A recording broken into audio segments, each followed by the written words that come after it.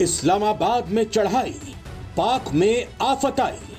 Shahbaz Munir Trump के खिलाफ खुली बगावत। कितने दिन की मेहमान शहबाज सरकार।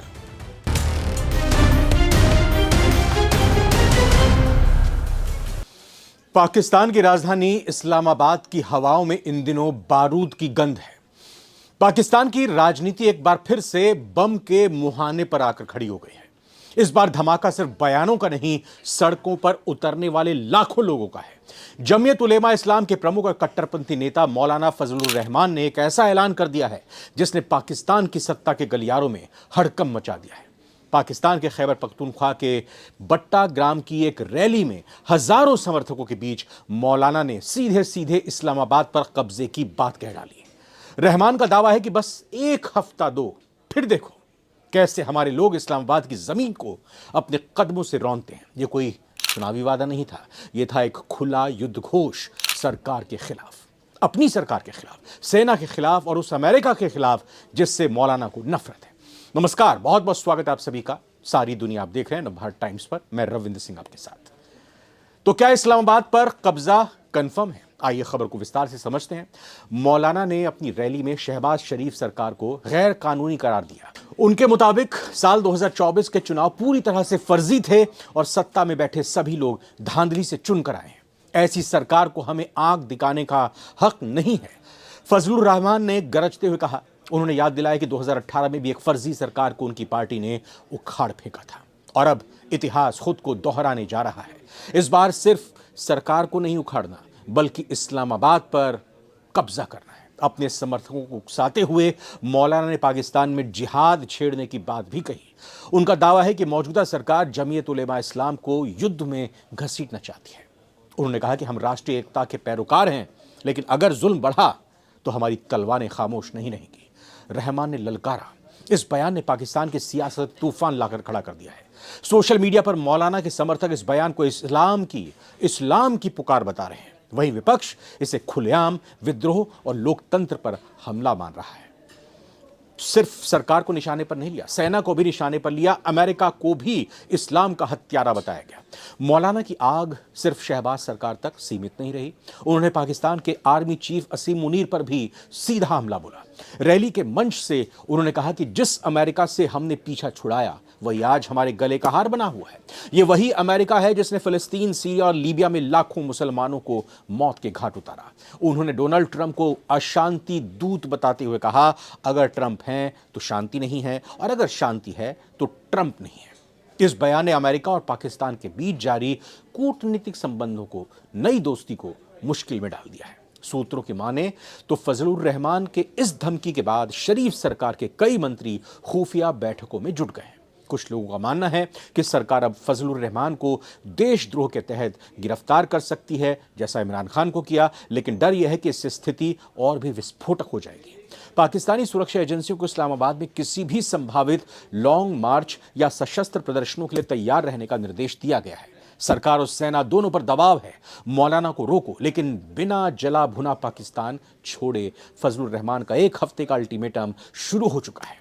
बट्टा ग्राम की इस रैली से निकलकर इस्लामाबाद की ओर बढ़ते कदमों की आवाज हर गली, हर मोड़ पर इस वक्त पाकिस्तान में सुनने को मिल रही है। लोग पूछ रहे हैं, क्या पाकिस्तान एक और धरना राजनीति का शिकार होगा? क्या सड़कों पर फिर से कुरान और तलवार साथ नजर आएंगे? और सबसे बड़ा सवाल, क्या ये बगावत है या एक बगावत की बुनियाद है, नींव डाली जा रही है? पाकिस्तान का भविष्य अधर में लटक गया है। अगला हफ्ता बेहद निर्णायक पाकिस्तान के लिहाज से रहने वाला है, क्योंकि शरीफ सरकार की घड़ी अब उल्टी चल पड़ी है। मौलाना ने चेतावनी जो दी है वो कोई साधारण बयान नहीं है, बल्कि एक सुनामी का ट्रेलर है। अगर एक हफ्ते में इस्लामाबाद पर कब्जा हो गया तो पाकिस्तान का लोकतंत्र हमेशा हमेशा के लिए इतिहास बन सकता है। क्या पाकिस्तान अपने मौलानाओं के हाथों अपनी संसद गंवा बैठेगा?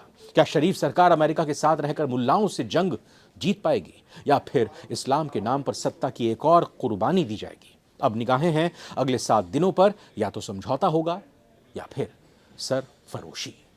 लेकिन जिस इस्लामाबाद पर चढ़ाई करने की धमकी पाकिस्तान को पाकिस्तान से ही मिल रही है, वहीं पाकिस्तान की राजधानी में बैठकर पाकिस्तान के उप प्रधानमंत्री इशाक डार एक बार फिर भारत को गीदड़ भभकी दे रहे हैं।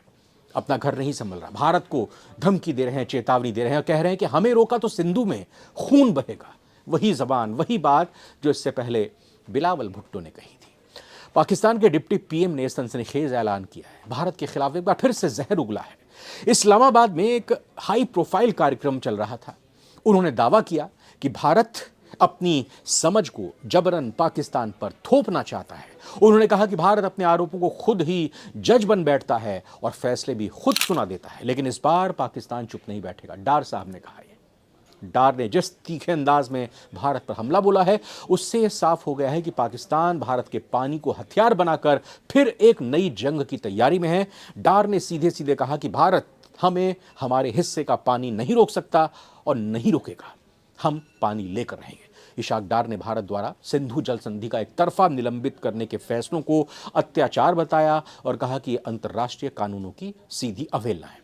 उन्होंने आरोप लगाया कि भारत पानी को हथियार बना रहा है और पाकिस्तान की जनता को प्यासा रखने की योजना बना चुका है।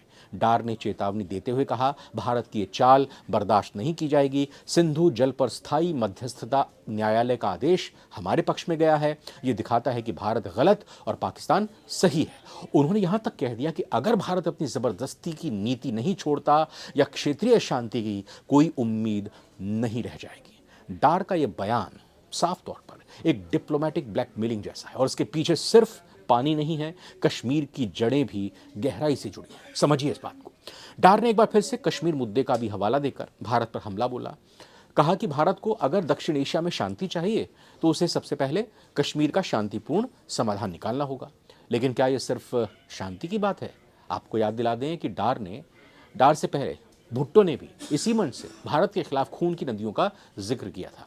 शहबाज शरीफ भी लगातार भारत को जवाब देने की धमकी दे रहे हैं और अब डार उसी लाइन पर, लेकिन पानी के बहाने, सिंधु के पानी के बहाने, उसके एग्रीमेंट के बहाने भारत के खिलाफ अंतर्राष्ट्रीय मंच तैयार करने की कोशिश कर रहे हैं। कश्मीर और खून, पाकिस्तान की वही पुरानी जहर भरी कहानी फिर से दोहराई जा रही है। लेकिन भारत चुप है, तैयारी लेकिन पूरी है। अब ना पानी देंगे ना कोई रियायत मिलने वाली है। पाकिस्तान सुन ले। भारत सरकार ने इशाक डार के ताज़ा बयान पर कोई रिएक्शन नहीं दिया, लेकिन सरकारी सूत्रों के मुताबिक भारत पाकिस्तान को सिंधु जल संधि के तहत मिलने वाले पानी को रोकने की कानूनी और तकनीकी प्रक्रिया में आगे बढ़ चुका है, रुकने वाला नहीं है।